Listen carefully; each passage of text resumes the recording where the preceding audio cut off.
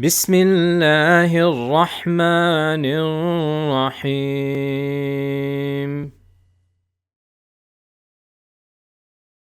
السلام عليكم ورحمة الله وبركاته. الحمد لله والصلاة والسلام على رسول الله وعلى آله وصحبه ومن والاه. أما بعد. It's been quite a while since I've given a library chat. And frankly, one of the main reasons is that, as I said a number of lectures ago, if you're following my library chat, that inshallah I do plan to withdraw from social media. As I said, it's not just speech there. I really do think that it is a very toxic environment overall, and it's not healthy for one's soul.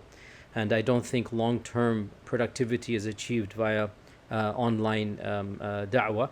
Anyway, I have a lot of issues with the reality of the online scene, and I don't think it is what I want to spend the rest of my life, however long Allah blesses me, to get involved with that type of rhetoric. So I am withdrawing. If you've noticed, my Facebook and Twitter as well, I've kind of taken slowly, and the goal is inshallah within a few years to really just not be involved anymore in that arena. I feel that I have a better usage of my time. And if you have one of the things I'm thinking about, I might as well announce the idea, and let's see how this is received, inshallah. Is that one of the main reasons I don't like social media is because I feel that people who are sincere but unqualified and insincere become very active in all of this type of polemics, between people.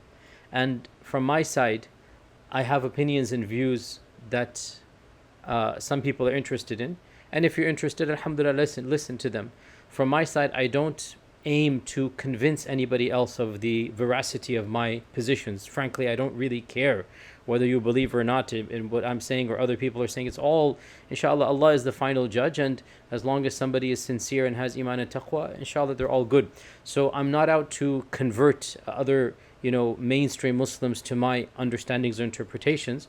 But as you're aware, what happens is that for whatever reasons, many people feel very threatened, or they feel that this is the best way to defend the faith by speaking in such a manner against other people. And I don't think that's healthy for Islam.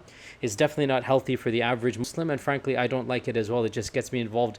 I'm not interested in defending my honor or even defending my views. I'm presenting my views. If you like them, alhamdulillah. If not, then move on. But to get involved in this ma'rakah, I'm not too enthused. And so one of the things I'm thinking about, and a lot of people have been suggesting this to me actually for many years, is to open up a private portal where those that are interested can come without any. If you're not interested, no worries. But those that are interested can come, and we can have halaqas that are global.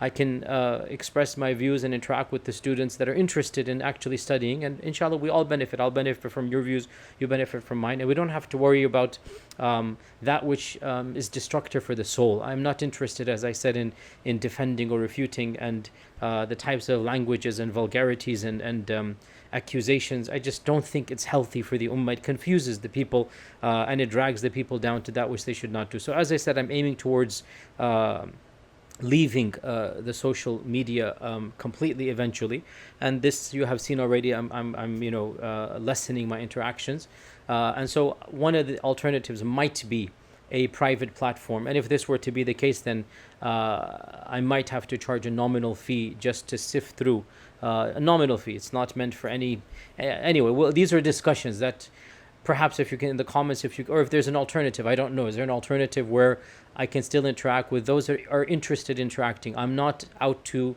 as I said, convert anybody from any position that they're comfortable with that is mainstream within the ummah. All good and fine, alhamdulillah.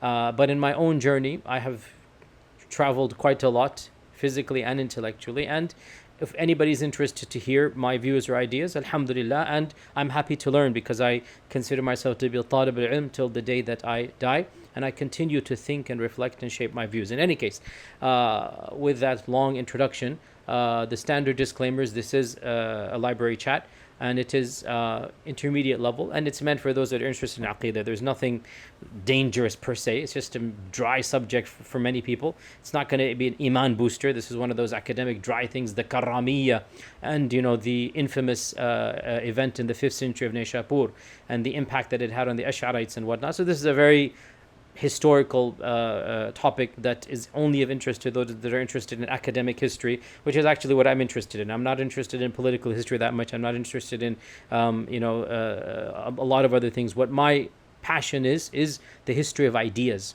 Where did ideas come from? How were they adopted by certain times and places? When did they become popular? How did they shape other ideas? So that's what interests me, intellectual history, and especially, of course, intellectual history of theology, but overall the history of ideas. So this is going to be one of those topics. If you're interested, alhamdulillah, pay attention and listen. If not, then plenty of other lectures, inshallah, you can benefit from. So let us begin, inshallah ta'ala. We will talk about today two separate things that are interlinked together, and that is the firqa, or the group called the Karamis, and a very, very famous incident that took place in the historic city of Nishapur that directly caused one of the most important shifts in Islamic intellectual history, and that is the rise of the Ash'arite school. Now, we're not going to talk about the rise of the Ash'arite school today. That's going to be maybe another library chat. But today we're going to set the stage, and we're going to talk about the incident that was the precursor to that trajectory, which we're all familiar with. The trajectory we're familiar with, that for the 5th, 6th, 7th century, the Ash'ari school dominated, and it became the dominant school of the Sunni ulama for over 500 years.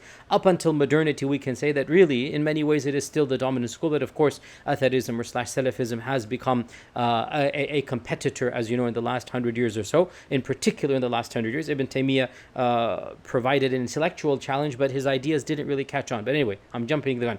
Let's get back to 5th century Nishapur. Of course, Nishapur, you've all heard of it. It's one of those famous cities we've heard of. It is currently in it is a small town in Iran, but back in the 5th century and even before, Nishapur was the intellectual and theological capital of that entire region, and it was a hub of great ulama. Many famous ulama, Imam Muslim and Nishapuri, many famous ulama were from Nishapur, and Nishapur was the home to many different factions. And we are interested now at the 4th and 5th century. So we're talking to around 300, 400 Hijrah, 300s, 400s of the Hijrah. Around 400 Hijri, Nishapur was host to many different groups. You had a large faction of Ismailis at the time. By the way, the Ismailis of the 4th century, 5th century are not the Ismailis of the 21st or the 15th century, the Hijrah. These are still practicing Muslims and whatnot. They have the rituals. They just have the belief in the 7 Imams and whatnot. But, they haven't become Batinis fully yet. That's still going to happen, a century later. But they're going in that direction. You had Mu'tazila, lots of Mu'tazila. You had the group we're going to talk about today, Karamis. You had large factions of the Mutasawwifa. You had, of course, the Ahl al-Hadith, or the Hanbali theology, the Atharis, if you like. And, of course, you had Ash'aris as well. In fact, Nishapur was dominated with Ash'ari ulama at this point in time, as we'll discuss in a later lecture. Today is primarily about the Karamis. In terms of legal schools, you had the standard Hanafi Shafi'i school, to two main ones. You really didn't have a strong presence of Hanbalis in fiqh-wise in Nishapur in this time frame. And you also had a very interesting school called the Karami school, which we'll talk about, right? So the Karami school was a unique school to Nishapur, that it only existed in Nishapur. And this school has a very interesting trajectory because it became the dominant school of Nishapur. It was officially adopted by the Ghaznavid Empire, Mahmud al-Ghaznavi. It was adopted by the Ghaznavid Empire. So the Ghaznavids were Karami in theology and in fiqh. And then the famous Ghurid Empire adopted the Karami theology, and then with the decline of the Ghaznavids and then the decline of the Ghurids, the Karami theology completely disappeared from the face of this earth in the 7th/8th Islamic Hijri century, and the entire school became a footnote in Islamic history.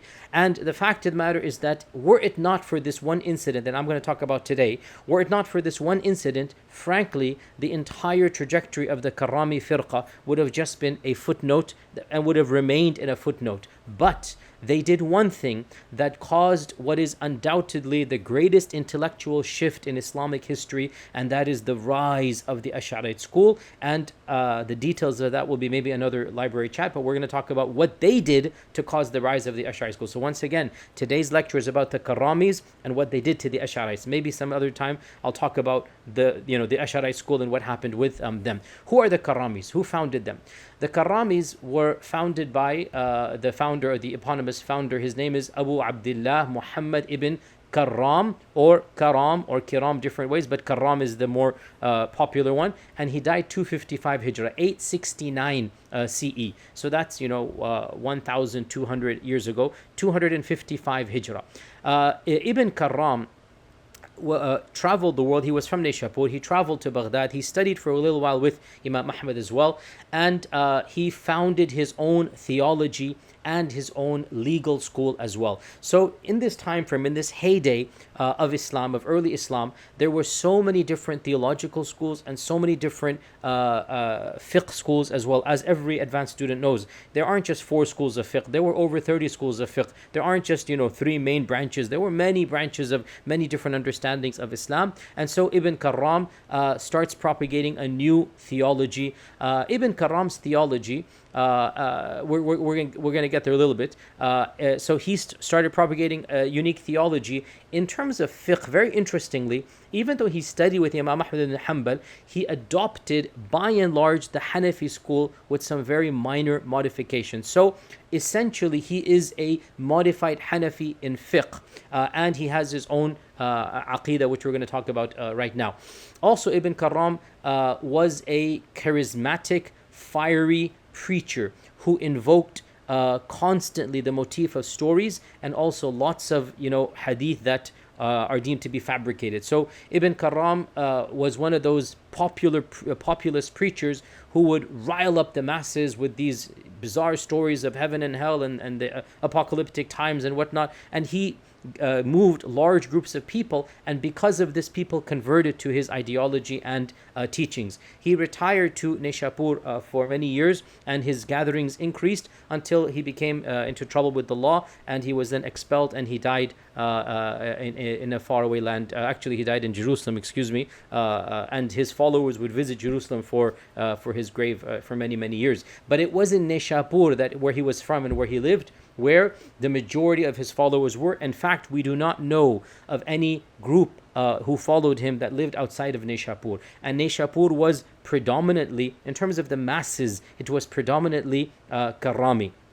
As we said, in terms of the elite, in terms of the movers and shakers, there were a lot of Ash'arites, a lot of Mu'tazilites, some Zaydis even, and some Ismailis. You had all of them. But a majority of the masses of Nishapur followed Ibn Karam because of his, he's from Nishapur, and because of his charismatic nature and teachings. Now, what exactly was his aqidah? Well, one of the problems when it comes to his aqidah was that we don't know for sure the details of his theology, because all of the writings of his school have disappeared. Again, this is so interesting. So his school dominated that region of Ghaznavid territories. Ghaznavid is like modern day Afghanistan, right? That's the Ghaznavid region. Parts of Iran, modern day Afghanistan, maybe even some parts of Pakistan. This is the Ghaznavid Empire. And the Karami school was the default, the official madhabit of the Ghaznavids for most of the Ghaznavid history. When the Ghaznavids declined, the Ghurids, who also were based in the region of Afghanistan, the Ghurids came to power. And the Ghurids lasted another 200 years. And they too were Karami. So there were Karami ulama, there were Karami textbooks, there were Karami madrasas. And Ibn Karam himself wrote a number of Aqadi treatises that were studied by his students.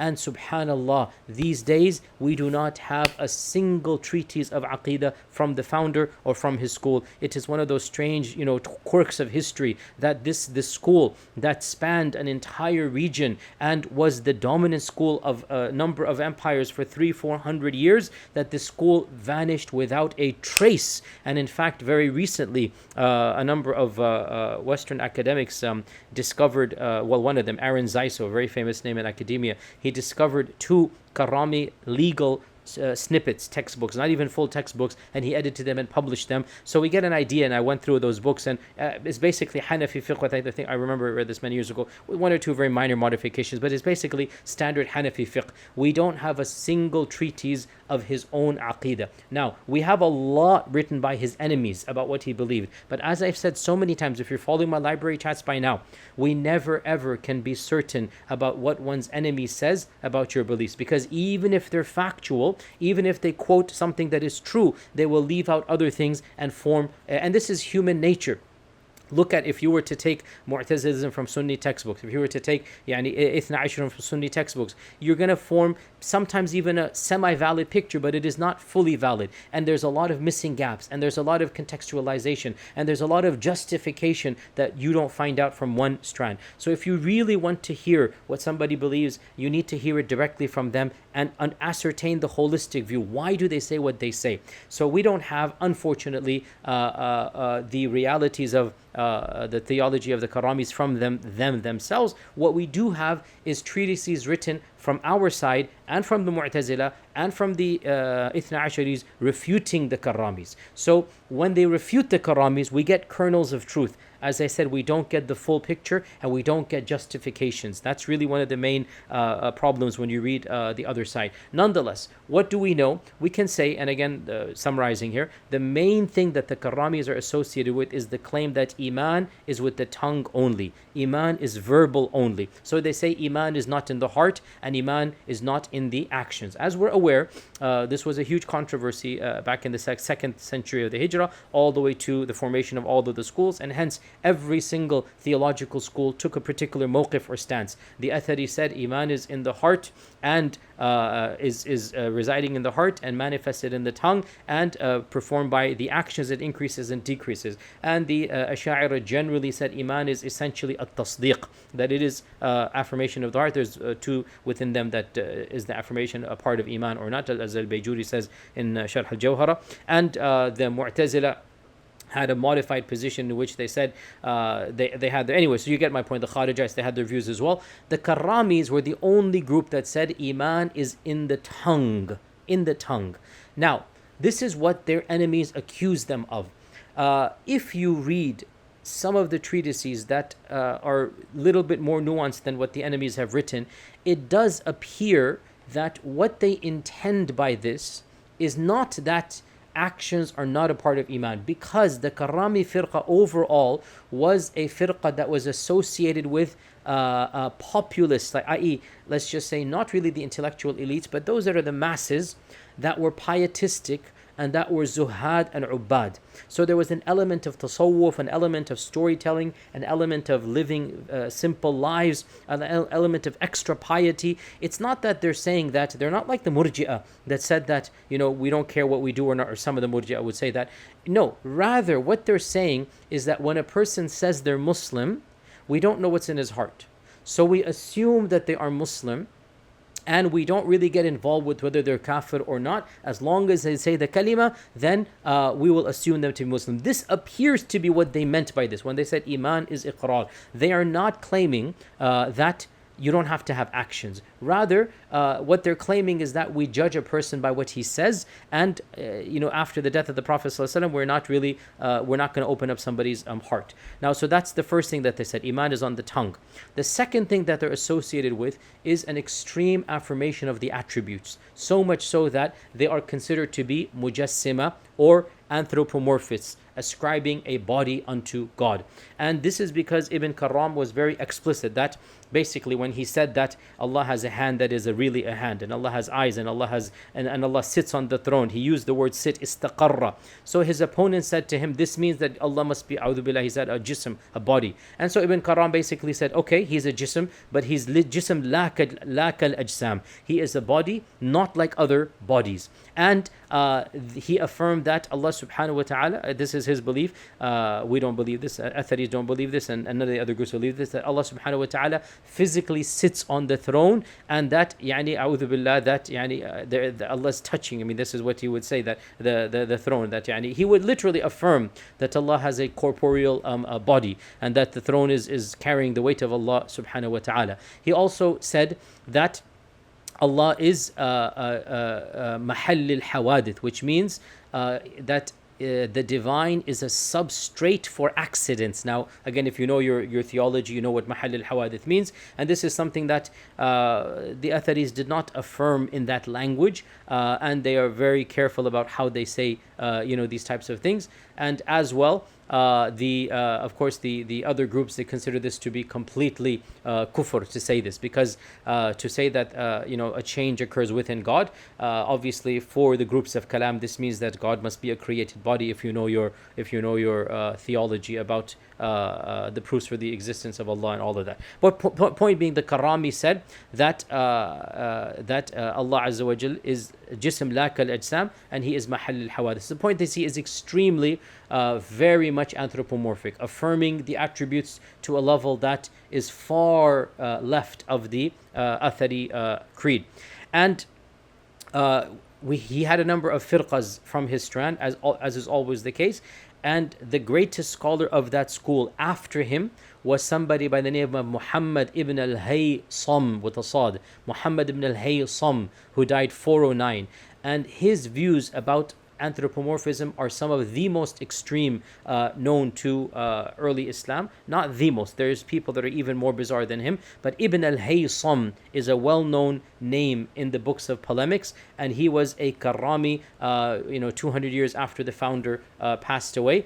And just FYI, a lot of the Ash'ari critics of the Athari and Ibn Taymiyyah strand of Islam, they claim that Ibn Taymiyyah was affected by Ibn al-Haysam, and that Ibn Taymiyyah revived some of the teachings of Ibn al-Haysam. Obviously, as somebody who admires Ibn Taymiyyah still to this day, believe it or not, despite what my critics say, I don't view this to be accurate. There's a lot of difference between the two, but you should be aware of this. So, as we said, Muhammad ibn Karam was somebody from Nishapur whose ideas spread. His firqa became very popular. Imam al-Dhahabi says of him in his biography, in his siyar, that their firqa has many writings and treatises, and then they withered and completely vanished. Na'udhu billahi min al-ahwa. We seek Allah's refuge from deviancy. كانت الكرامية كثيرين بخراسان. The Karamiyyah were very many in Khurasan, and then they completely disappeared. So, as we said, this is briefly the theology and the rise and fall of the Karamiyyah because of the Ghaznavids and then the Ghurids. Now, why are we discussing it? This is all boring introduction for many of you. Now let's get to some of the spicy or the juicy stuff. Why are we discussing the Karamis? Frankly, had it not been for one incident, there would not be much to discuss about the Karamis. But this one incident, as we said, caused a chain reaction. We should say it directly provoked the one thing that immediately led to the ascendancy of the Ash'arite school. And this is known as the expulsion or the Mehna of the Ash'a'ira. The Ash'a'ira had a Mehna that they called, in their own books, they say they had a Mehna, and this is the Mehna we will talk about today. This took place roughly in the year 455 Hijri, 455 Hijri. So in order to discuss this Mehna, we have to go back to Nishapur, as we were talking about. And the Ghaznavids have taken over that region. This is not their capital, but Nishapur is one of the major cities of the Ghaznavids. As we said, the Ghaznavids officially supported the Karamis, and one of the founders, or the founder of the Ghaznavids, Sebuktigin, he chose the leader of the Karamis, Abu Yaqub Ishaq ibn Mahmashad, who died 383, and he chose him as the Grand Mufti and the Qadhi. And so Sebuktigin chooses the Karami as their main ally, as their main source of basically theology. And Ibn Mahmashad chose for Sebuktigin a number of key ministers and positions.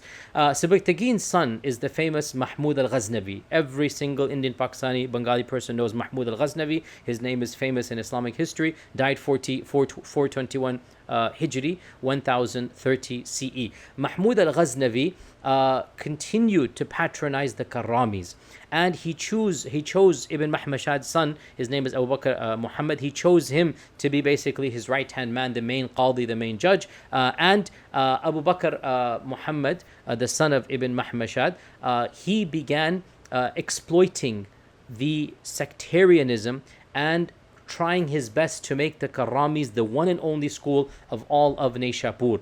And he had many of the other groups exiled, it is said even executed, some of the leaders of the Ismailis. He also instigated Sultan Mahmud al-Ghaznavi to fight some neighboring principalities that were Zaydi. There was a small group of Zaydis in Tabaristan. And so Mahmud ibn Sabakhtagin starts getting involved in sectarianism in this regard. And one of the things that he also gets involved in is to target the Ash'ari theologians of the region. Eventually, the Karamis lost favor of the Ghaznavids, and why that happened is beyond the scope of our lecture today. And so the Ghaznavids basically intelligently relocated the Karamis to the province of Ghur, and eventually the Ghurids took charge of them, and the Ghurids adopted Karami methodology until 200 years later Fakhruddin al-Razi comes along. Al-Razi interacts with the Karamis in a very harsh manner. Al-Razi has to also flee for a while to leave his region because of the Karamis. By the way, the Karamis were so powerful, maybe we'll discuss this in another library chat. I have discussed it in a previous library chat. The Karamis caused the death. They poisoned one of the senior scholars of the Ash'arites, Ibn Furak. Ibn Furak was poisoned to death. They tried their best to execute Ibn Furak with the Sultan by accusing Ibn Furak of certain things. He pleaded his case to the Sultan, and the Sultan agreed that he's not a deviant. And so on the way back from the court, the Karamis, it is said, because we're not certain to this day, it's a very mysterious, he was healthy when he walked out. By the time he got back home, he has died of poison, and it's pretty clear that they have this is what the people say, that they have that the Karamis poisoned him. This is all going to happen under the watch of the Karamis. So we see sectarianism is becoming very, very powerful in this time frame. Well, what happened was that in the year 428 of the Hijrah, the Ghaznavids were forced to surrender Nishapur to a new power, the Seljuks. And the Seljuks marched into Nishapur and took over Nishapur. The Sultan of the Seljuks, Tughrul Beg was his name, Tughrul Beg, in the year 431 Hijrah. The Sultan of the Seljuks takes over Nishapur, and he begins reading the khutbah in his name. The famous battle of Dandan Khan. Every student of history should know the battle of Dandan Khan. It is one of the decisive battles of Islamic history between the Ghaznavids and between the Seljuks. The battle of Dandan Khan will give way to the Seljuks, which will eventually give way to the Ottoman Empire. That's all political history. We are now interested in the Seljuks. The Seljuks were not really, how should I put this, interested in books and theology. Let me put it that way. The Seljuks were a warrior class. And the Sultan Tughrul Beg, when he entered the city of Nishapur, he basically asked for help. Who should I take as my main minister? Who should I take to get me my right-hand man? And the person that eventually ended up in this position was a fanatical Karami, a hardcore, die-hard, dyed-in-the-wool, fanatical, ultra, you know how that mindset is, Karami. His name is Al-Kunduri. The full name, Imad ad-Din Abu Nasr Mansur Al-Kunduri. Al-Kunduri was to launch one of the most humiliating episodes in Ash'arite history. It is called the Mehna of Nishapur.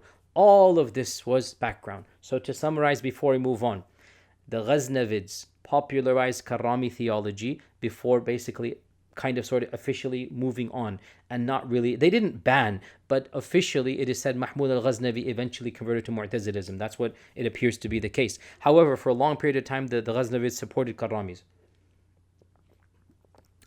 And the Karamis became the dominant force of Nishapur. The Seljuks come in, Tughrul Beg comes in, defeats the Ghaznavids, and Tughrul Beg doesn't know any of this type of stuff. And so he takes a minister, the prime minister, by the name of Al-Kunduri.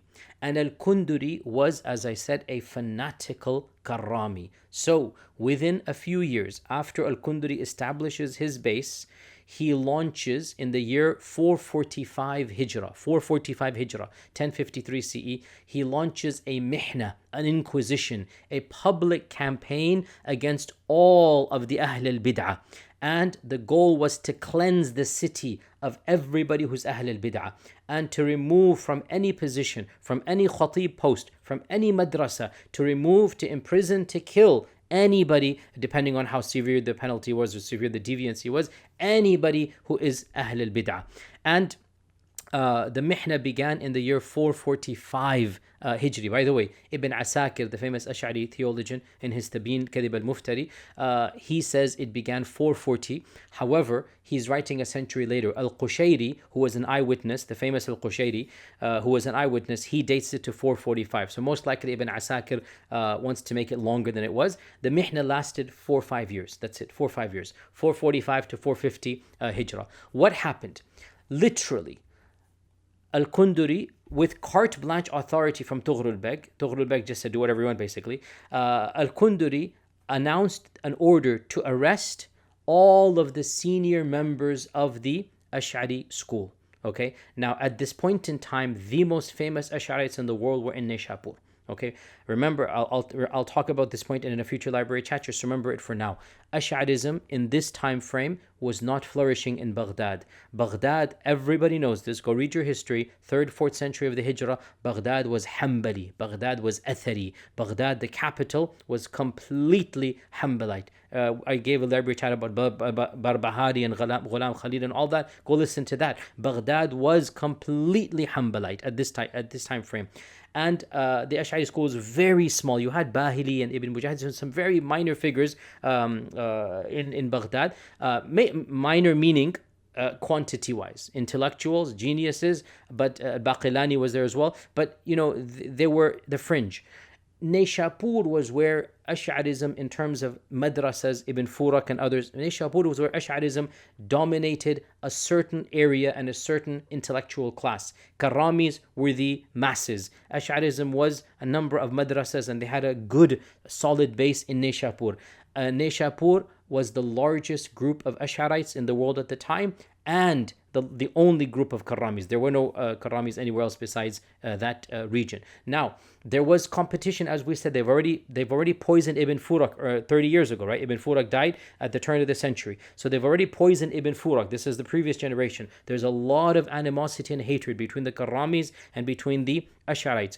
Not that they didn't like other schools. The Zaydis, the Ismailis, they got rid of all of them. But in particular, they had a particular hatred for the Ash'arites. Why? Because they're so similar. They're both Sunni. They're both, hadith oriented. They believe in most of the things same. So when there's a level of familiarity and similarity, in reality, the tensions actually increase even more. And this is actually human nature. Freud mentions this, by the way. This is well known. And the reality of this, so in a manifestation of this, by the way, completely unrelated tangent, it is easier for every group to have interfaith dialogue than to have intrafaith dialogue. So a Catholic can meet a Sunni and they can have lots of dialogue, but for Catholics and Protestants to have dialogue, or a Sunni and Shia to have dialogue, is far more awkward than for a Sunni to have dialogue with Protestants and evangelicals and whatnot. So the farther apart you are, the more you can politically correct, come and la-di-da and whatnot. The closer you are, the more awkward it becomes, because now the demarcation has to go. And that's ironic.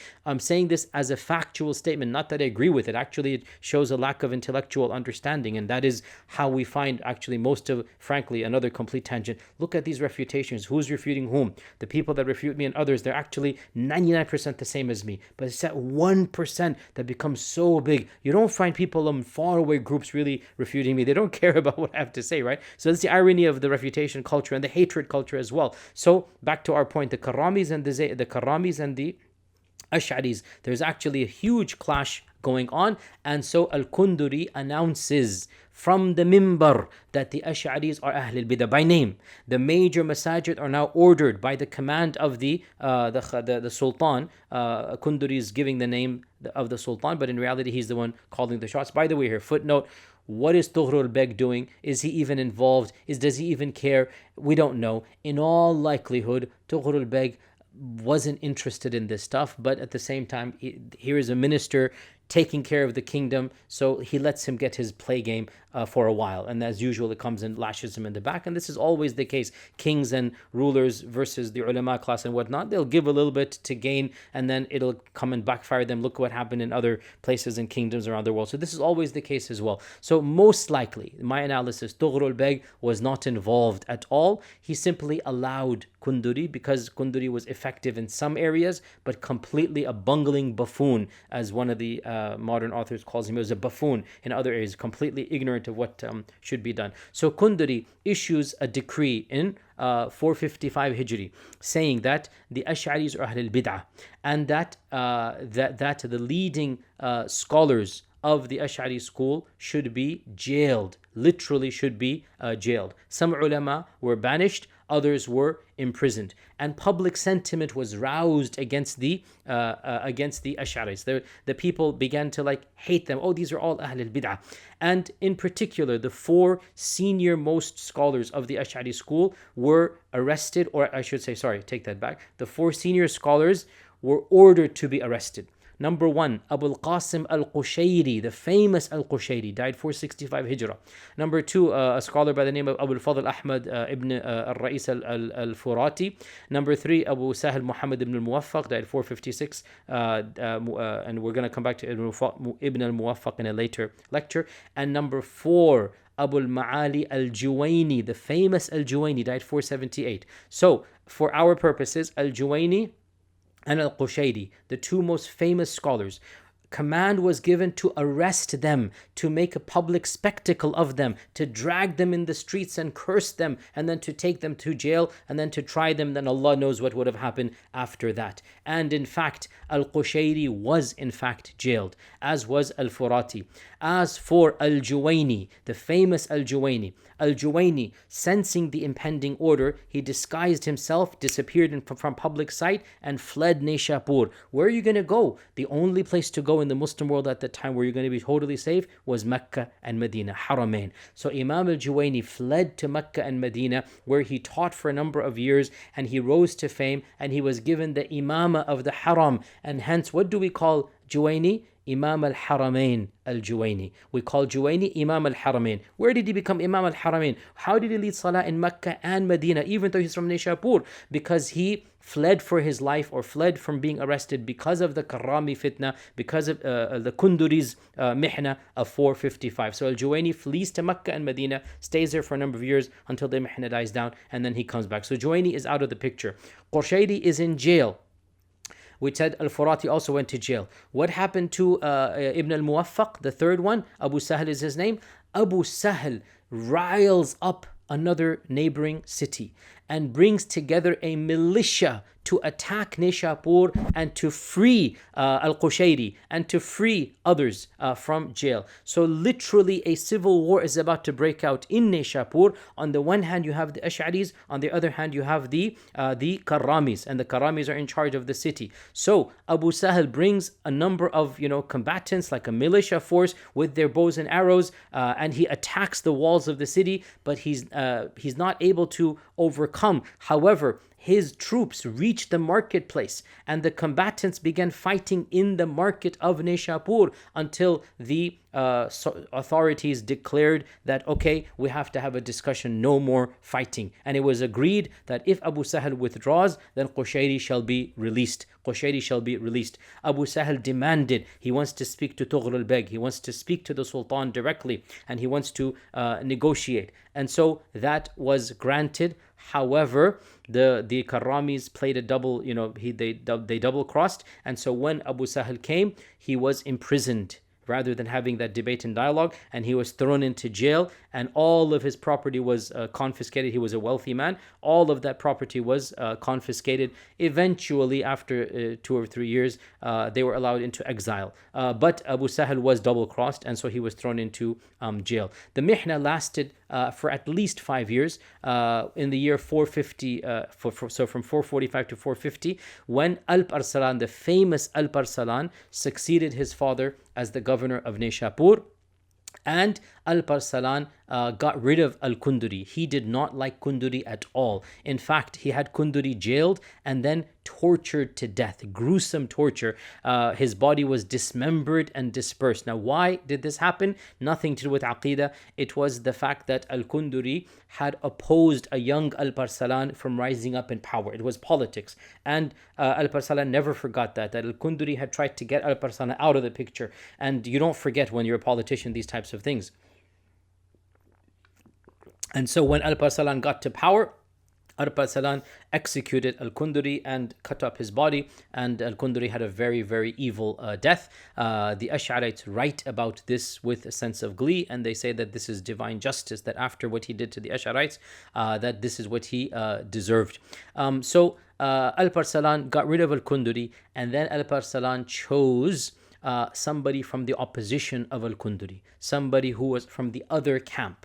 Because of all the fitna that had occurred, a mini civil war has taken place, almost so much chaos and tribulation. Another man is chosen, and that man is none other than Nizam al-Mulk. And that story we're going to continue in another lecture, inshallah ta'ala. But Al-Parsalan chooses Nizam al-Mulk. Now, one thing we need to think about here before we finish up for today is that the expulsion of the Ash'aris from Khurasan has been interpreted in many different ways. As-Subki, obviously the Ash'ari historian As-Subki, says that Al-Kunduri was unbelievably a Mu'tazili, a Rafidi, a Qadari, a Mujassim, and a Karami, like every single negative attribute that he can read. And other scholars give other interpretations, like why did Kunduri do what he did? What was the reason why? You have modern historians who don't believe in these Aqadi wars anyway, and they say there was politics involved, it was a tactic, etc. In fact, the research that I've done, it's very clear to me that Al-Kunduri was a bigot. He was a fanatical, basically a zealot, who thought that the Karami school was the only school, and he had a special hatred for the Ash'arites. And so he purposely targeted the Ash'arites because he felt threatened. The only school that was an intellectual challenge to him was the Ash'ari school. So he especially targeted them more than even he targeted the Ismailis and the Twelvers and the Zaydis. He targeted the Ash'arites, and so he jailed and he exiled and whatnot. Now, how do we know this?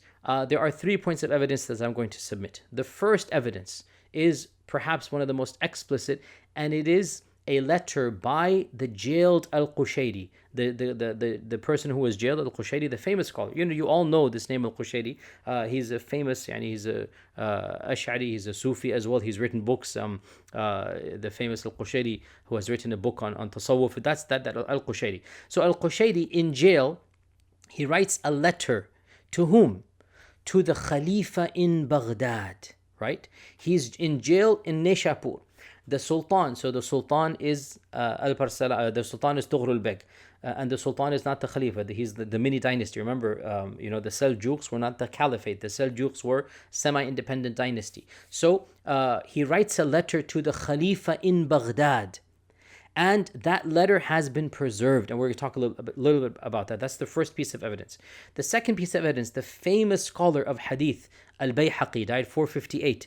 Al-Bayhaqi heard about what's happening. He's not in Nishapur, he's in another city. Al-Bayhaqi writes a letter to Al-Parsalan. He's writing a letter to the Sultan. Don't get confused. Qushayri's in Nishapur under Al-Parsalan. Al-Parsalan's the one who put him in jail via Al-Kunduri, right? I hope you guys aren't confused. Too many names here, right? Where was I? Al-Qushayri is in jail in Nishapur. He writes a letter to the Khalifa in Baghdad, and we're going to talk about the letter. The second evidence, Al-Bayhaqi, hearing what's happening in a neighboring province, writes a letter directly to Tughrul Beg in Nishapur, and we'll talk about that letter too. And then the third piece of evidence is the existence and what happened with a particular person living in Nishapur at the time, who demonstrates that the reality of what's going on, and his name is Abu Uthman al-Sabuni. Abu Uthman al-Sabuni. We'll talk about these 3 evidences. Now, if you look at these 3 evidences, we'll explain them in a while. It is very clear that the persecution of the Ash'arites was a theological phenomenon. It was motivated by a bigotry and a zealousness that every fundamentalist knows, and we see this online to this day, that my way or the highway, and that Kunduri was a overzealous Karami, and he wanted to target the Ash'ari school, the theological Ash'ari school. He was not interested in intra-fiqh issues of Shafi'i or Hanafi. He was not interested in politics. He was just a bigot who wanted the Karami school to dominate, and so he imprisoned, he tried to kill, he expelled, and these 5 years are called the Mehna of the Ash'ari. Now let's get back to these three evidences, and then we're done for today. Inshallah, I hope that was a simple lecture that introduced you to a very important concept. Now, what the first evidence is the famous Al-Qushayri, as we said. He wrote Risala Al-Qushayri, right? You guys that are studying this type of stuff, you should know the famous Risala Al-Qushayri. This is that guy. He was in jail because of Kunduri, and he wrote a letter to the Khalifa. This letter is called Shikayatu Ahli Sunnah bihikayati ma nalahum min al-mihna. The complaint of Ahl Sunnah by narrating the mihna that was meted out to them, the mihna that they had to undergo. The complaint of Ahl Sunnah by narrating the mihna that was meted out to them. And in this letter, he wanted support for his group against the group that persecuted him. This letter is dated 446 Hijrah, 1 year after the Mihna begins, and he's writing from jail. Now, how do we have this letter? We thank Allah that Taqiyuddin as-Subki, Ibn Taymiyyah's opponent, Taqiyuddin as-Subki, in his famous Tabaqat, he preserves the letter in its entirety, and he says, and we shall reproduce this letter in its entirety, since epistles similar to this are easily lost as time goes on, for such is the fate of such booklets. End quote. So Jazahullahu khair, Subki preserved the entire treatise. There is no manuscript. We have no records of this letter except in Subki, who's writing 300 years later. So Subki writes it. Of course, portions of it are found here and there, including in the famous Ibn Asakir Tabyin al-Muftari that he also mentions, and he quotes from this letter. Now, it must be kept in mind, right, that Al-Qushayri is Ash'ari Sufi, and the Khalifa in Baghdad is Athari Hanbali. Okay, so this is setting the stage for one of the key points. I'll talk about this later. This is the year 455 Hijrah. Ash'arism and Atharism / Hanbalism have not yet become two distinct schools. I hope you guys memorize this point. Ash'arism and Hanbalism are grudgingly in the same space. Very minor tensions are happening, but no major official split has occurred. Their scholars know there's fine differences between them, but in reality it is one spectrum. In reality it is one continuum.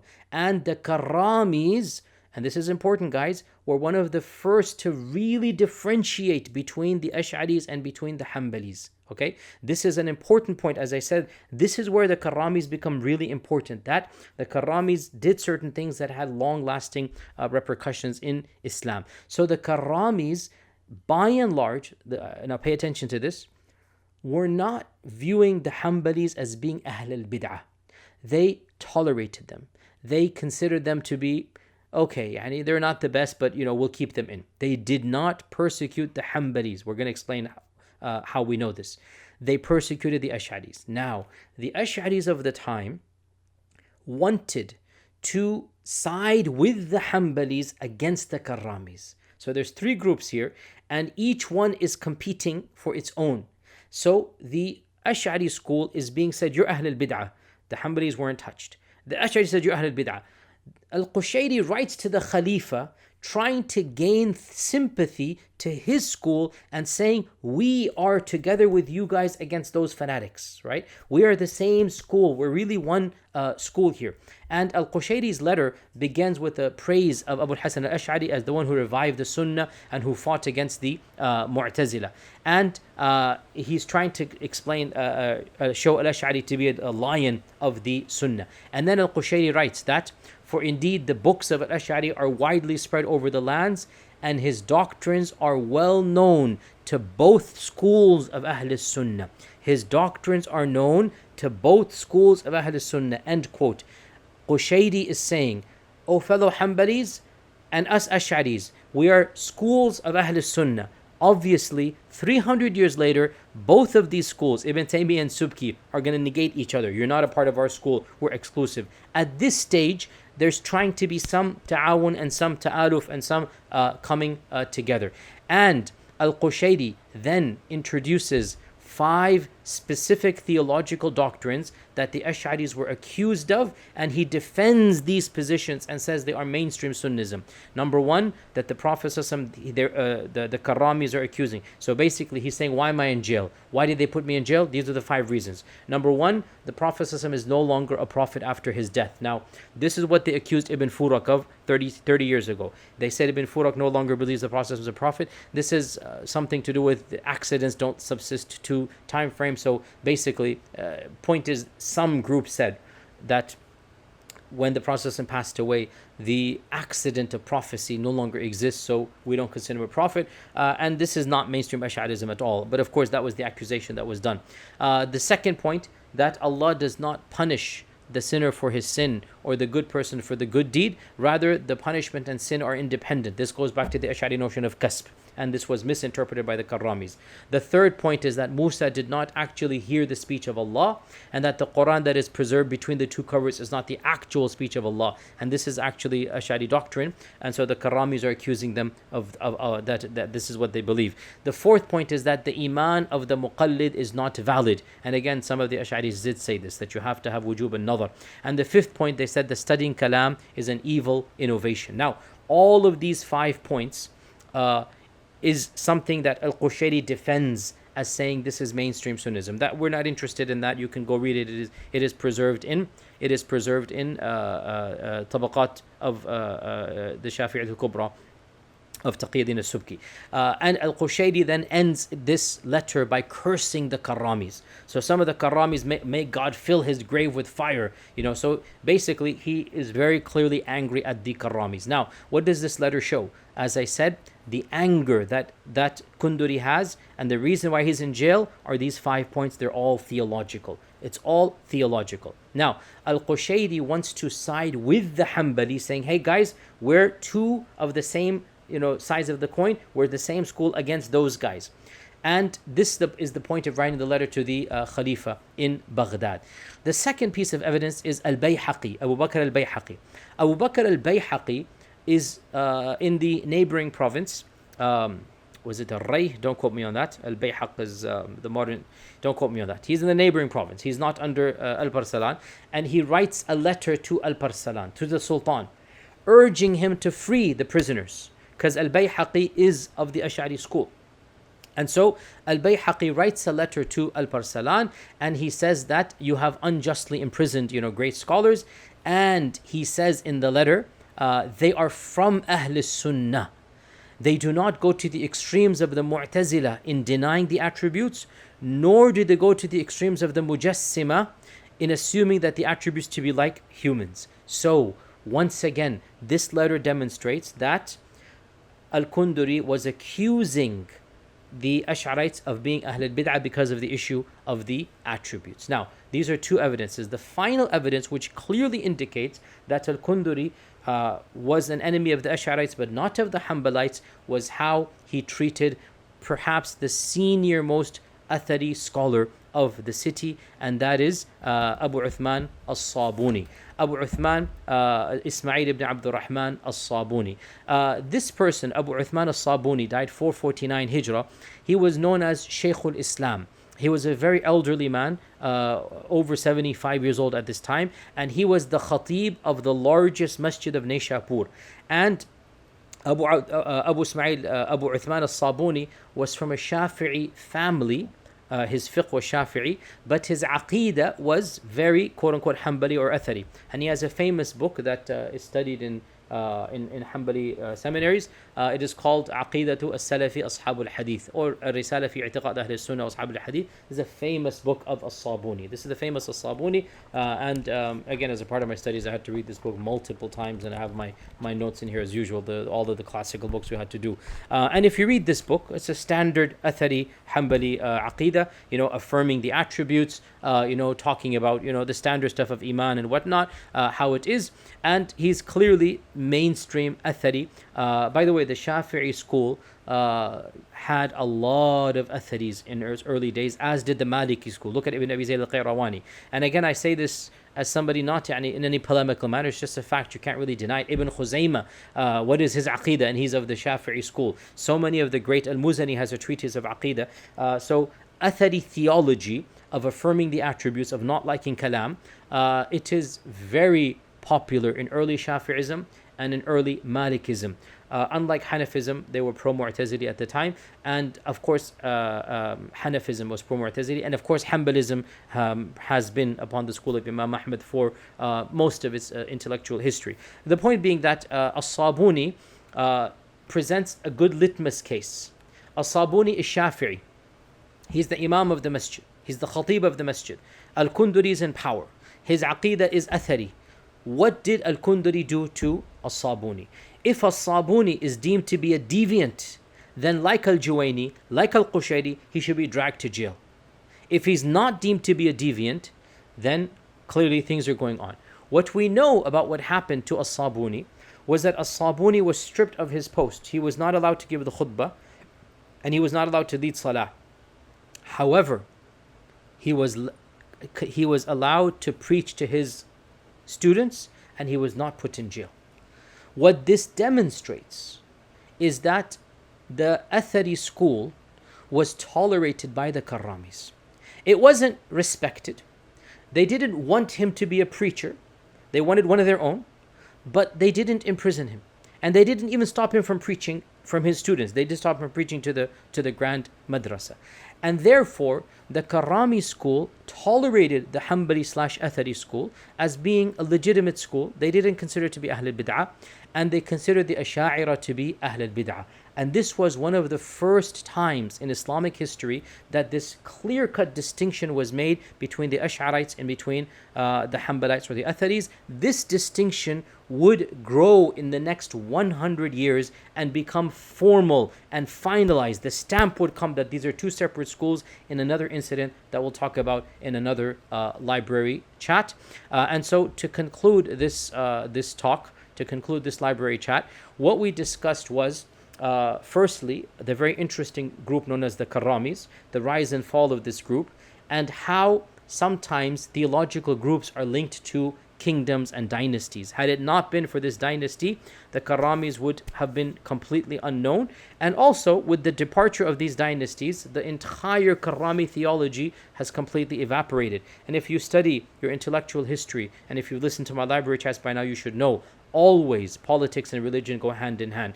Always, what firqa or what ideology a kingdom or a political entity sponsors, it will have an impact for a period of time. It doesn't mean anything about what's right and wrong. It is what it is. So the Karamis were the dominant strand of an entire region for a long period of time, and they killed Ibn Furak, and they persecuted even Fakhruddin al-Razi, and they caused him to be expelled. But then, subhanAllah, Allah's qadr, they rose and they fell, and khalas, nothing remains of them. And this shows us as well, physical persecution does not work. The irony of ironies, the Mu'tazila tried it and they failed. The Karamis tried it, they kicked out the Zaydis are still around. They kicked out the Ismailis are still around. They kicked out the Ash'aris, and the Ash'aris became the dominant strand of the ummah.